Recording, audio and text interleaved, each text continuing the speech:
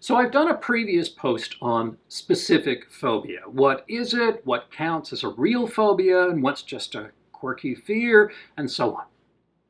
In this post, I'm going to zoom in on one type of fear in particular, fear of heights, which is also called acrophobia.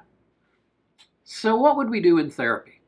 Well, first I have to see that it's really a fear of heights, not something else. Like, does the person believe that there's, I don't know, a conspiracy to kidnap them if they're on a bridge with nowhere to run? Or maybe they've heard something about the way that the bridge near them was built, and they really believe that it's not safe to be on. So, okay, so we'd need to look into that. Or maybe they often feel actively and deliberately suicidal, and they're afraid that if they're on a bridge, that temptation will just be too much. In that case, that's not fear of heights. We need to focus on those other issues. But that last worry does lead us into a bit of strange territory. Many phobias look straightforward, but they have hidden little bits in them. People who are afraid of enclosed spaces, for example, are often afraid of suffocating. They won't be able to get enough oxygen, even though it might be obvious to them that this is irrational. In the case of fear of heights, there's often a fear of losing impulse control. People don't really believe that the bridge is so badly built, it's going to fall down at any moment. They might be fearful that they will do something stupid that will cause them to fall. Like, maybe I'll just hop up on the railing to sit there without thinking about that, and then I'll fall over. I'm not usually that stupid, but maybe I would be. How do I know? Or they imagine themselves climbing over, even though they don't want to. They have no intention to harm themselves. They're not depressed. They're not suicidal, but maybe I would do it anyway. That fear of losing impulse control is really surprisingly common, to the point that I believe it's present in the majority of people with fear of heights. Some people will say, if I was chained to a post so I couldn't do anything stupid, I'd be just fine. Wouldn't matter how high up I was. It's not a fear of something happening. It's a fear of me doing something. And the thing is, if you look at accounts of people who have survived falls, you just can't find people who say, I don't know what got into me. I was feeling fine, and then I just leapt over for no reason at all, right? It just doesn't seem to happen. Maybe the odd case of somebody who was on some pretty serious drugs, but otherwise, no, it doesn't happen. In fact, the people who worry about this tend to be a little bit more tightly controlled than the average person. They fear their impulses, and they always want to keep those impulses on a tight leash. They are the least likely to do something thoughtless or impulsive.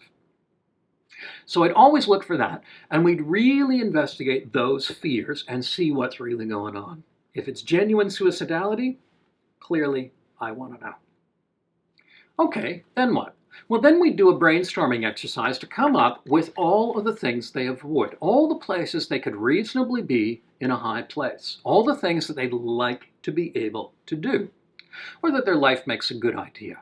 Maybe walking over the highway overpass, it's not thrilling, but they need to be able to do it. And I'm especially looking for things that we can actually control. So, you'd love to be able to look down from the top deck of the Eiffel Tower. But you live in Pennsylvania. So, lovely. But what's some other stuff closer to home? And we'd come up with as many of these as we can, and we would write down each one on an index card. Now then I mix up the cards. I'd actually shuffle them, right? And I would read each one out to my client. Walk over the Laurel Street overpass. Then I'd have them rate how scary each one is from 0 to 100. So, what? 30 out of 100. Great. Spend 20 minutes watching boats from the Lionsgate Bridge deck. Okay, 95 out of 100. Good. Then I would rearrange the cards from easiest to hardest. And I ask the person, how much anxiety are you willing to tolerate? Because we're going to be moving toward the things that scare them. So the anxiety is going to increase for the time that we're there. How much are you willing to take? They have to be able to tolerate at least some increase in anxiety, or the whole thing isn't going to work. But it doesn't have to be much. So let's say that they think they could handle 40 out of 100. Great. So hopefully we have some cards that are less than 40 out of 100. And I want some good early successes. So I'm not going to pick the one that says 38 out of 100. I will push for something that's 20 out of 100. And that's where we might start. Now there's a problem here, and you can probably see it coming. A lot of what the person wants is higher than 40 out of 100. So what do? Just give up on all that stuff? No.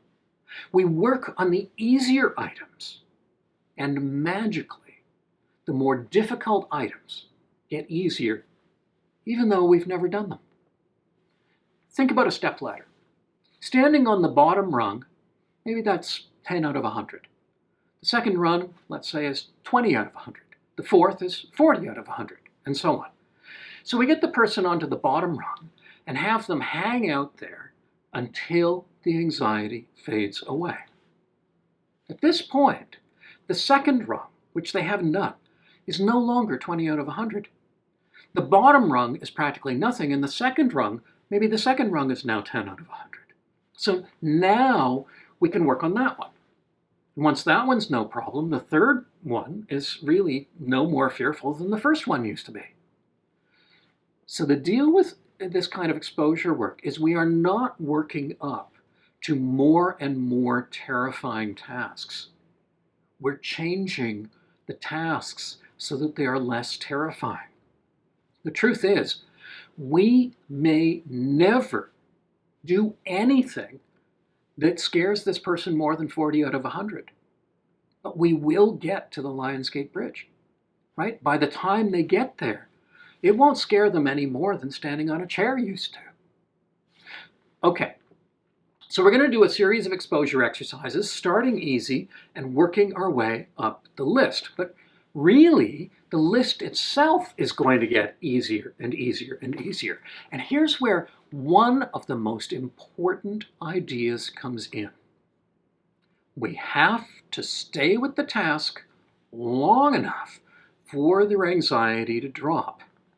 It is not good enough to step out on the balcony and then run away, right? That doesn't help.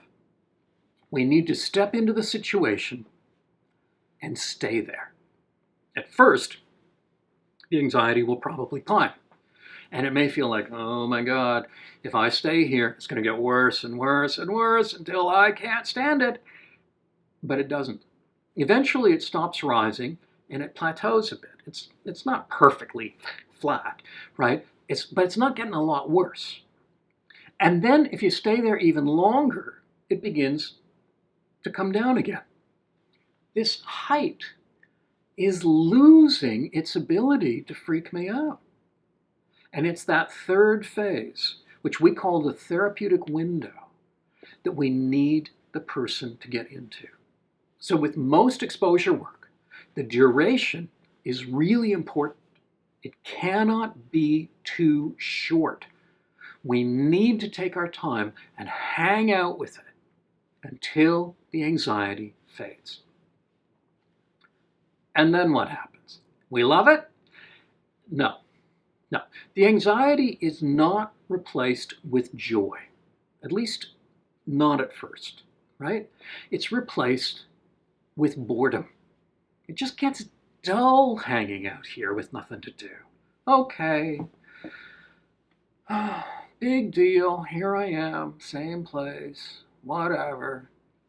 You'd be amazed how hard it is for a lot of people to deal with boredom.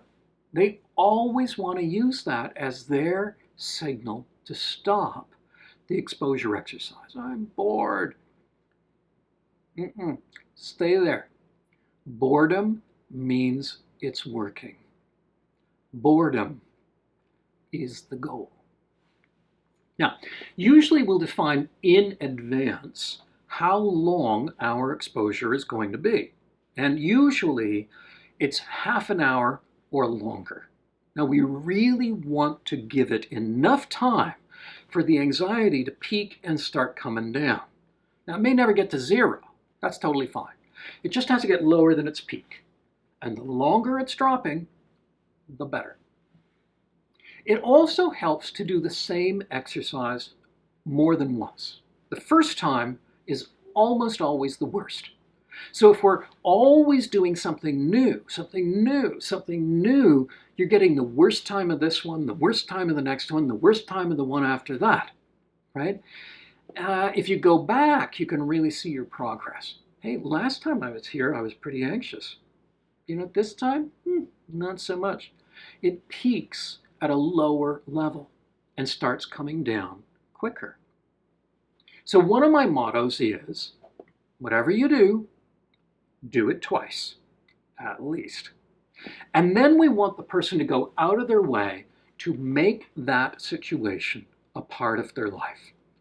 Now, for example, maybe it's the same distance, whether they use the crosswalk or the overpass. Always use the overpass, even if it's a little farther, right? Tough. Have a bias to go over the overpass. So in Vancouver, there's a lot of options for high places because we have a lot of bridges. So here are some of my favorites.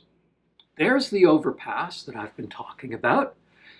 And here is a picture of the parkade in our building, where our office is, which is great because it's on the second floor, the third floor, and the fourth floor, right? So we've got 3 exercises right there. And there's a shopping mall nearby with a railing on the second floor, which is great. And there's a glass elevator that we can ride. Then there's all the bridges. From the seawall, there's a stairway up to the deck of the Cambie Street Bridge. So we can go here, or here, or here, or all the way up to the bridge deck itself. Then there's the Burrard Street Bridge and the Granville Street Bridge. And at this point, we haven't even touched the Lionsgate Bridge, which is the highest one, right? But the magic has worked anyway. Because if you've done the others, the Lionsgate Bridge isn't so bad anymore. And maybe I can even get my client to watch Final Destination 4, a movie, which had the whole bridge collapse using special effects. And then they can go out on it again, even though they've seen that bridge fall down. Now, 3 last points. First, when someone is doing a bridge exposure, obviously, I want to know that they're safe. So I'm always assessing whether this is a safe thing for them to do. Second, people get suspicious if somebody is hanging out on a high bridge, right? So I always have the client take a camera and pretend to be doing photography. Oh, we're just looking at taking pictures of the boats, right? Don't want them rescued by the police. And third, and this is important no matter what phobia we're looking at, we make a plan and we carry out the plan. We do not change it midway, right? That's absolutely critical. So you might be doing the second tier of the stairway and you think, this is easy. This is way easier than I thought. I could do way more than this. I'm positive I could do the third tier. Not allowed. The plan was to do the second. So we do the second and then we leave. And if you want to do more, tough. Not permitted. Now, why not? Well, because otherwise a person will do a bit more and a bit more and a bit more. And when do they stop? Well, they stop when they get too anxious. And then they leave and they feel so much better, which is a reward for leaving, right? It's taking the anxiety and putting it into the driver's seat. The whole point of this is to get anxiety out of the driver's seat. We're leaving. Why? Because 30 minutes is up. But I feel fine. Tough. Doesn't matter. We're leaving. I could do more. Yeah, next time. One of the biggest problems, can't tell you how big a problem this is, but one of the biggest problems in exposure work is people pushing too far. They get too enthusiastic and they try to do too much, right? You have to make a plan and you have to carry it out. You do not change it halfway. Okay, so that's a little of what exposure work might look like for someone with a fear of heights. Next time, a little bit more on another kind of anxiety.